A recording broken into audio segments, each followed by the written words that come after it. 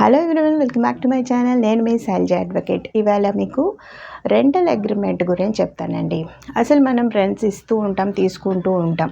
అయితే జనరల్గా మనము రెంటల్ అగ్రిమెంట్ రాసేసుకుంటారు. ఆ రెంటల్ అగ్రిమెంట్ రాసేసుకుని ఓకే, మనకి ఉంది కదా రెంటల్ అగ్రిమెంట్, ఏం ప్రాబ్లం లేదు, అడ్వాన్స్ తీసుకోవడం అది చేస్తారు.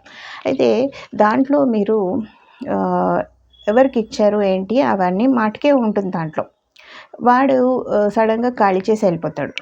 అడ్వాన్స్ మీ దగ్గరే ఉండండి సార్, నాకేం అవసరం లేదు, నాకు వేరే పని అయిపోయింది, వెళ్ళిపోతున్నాను అని చెప్పి సడన్గా ఖాళీ చేసి వెళ్ళిపోతాడు.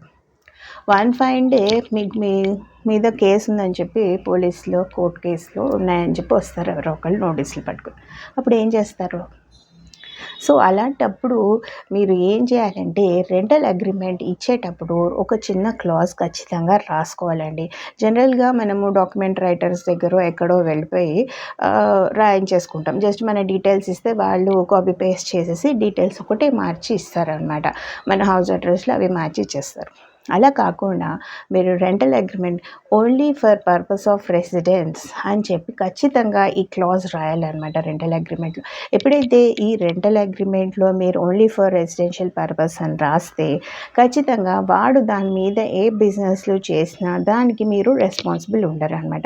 రేపొద్దున వాడు చేసే బిజినెస్లకి వాడు మిమ్మల్ని ఇరికించేసారు. ఎందుకంటే వాళ్ళు పోలీస్ వాళ్ళకైనా కోర్టు వాళ్ళకైనా ఆ ప్లేస్ ఎవరి పేరు మీద ఉంది అనేదే చూస్తారు, కానీ అక్కడ ఎవరు ఉన్నారు అన్నది చూడరు అనమాట.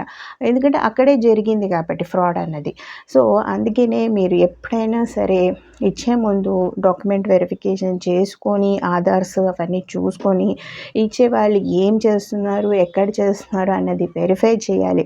అది ఖచ్చితంగా వెరిఫై చేసిన తర్వాత ఇలాంటి రెంటల్ అగ్రిమెంట్స్ రాసుకున్నాక దాంట్లో ఖచ్చితంగా మీరు ఏ పర్పస్కి ఇస్తున్నారు, అది బిజినెస్ పర్పస్కి ఇస్తుంటే ఏం బిజినెస్, రెసిడెన్షియల్ ఇస్తున్నారంటే అది రెసిడెన్షియల్ పర్పస్ ఓన్లీ అని చెప్పి రాసుకోవడం. ఇలాంటి ఖచ్చితంగా ఇన్స్ట్రక్షన్స్ మీరు ఫాలో అయ్యి రాసుకుంటే రేపొద్దున్న కేసులతో కోర్టుల చుట్టూ పోలీసుల చుట్టూ తిరగాల్సిన అవసరం ఉండదండి. సో జాగ్రత్తగా ఉండండి, ఫాలో కాండి నా ఛానల్ని.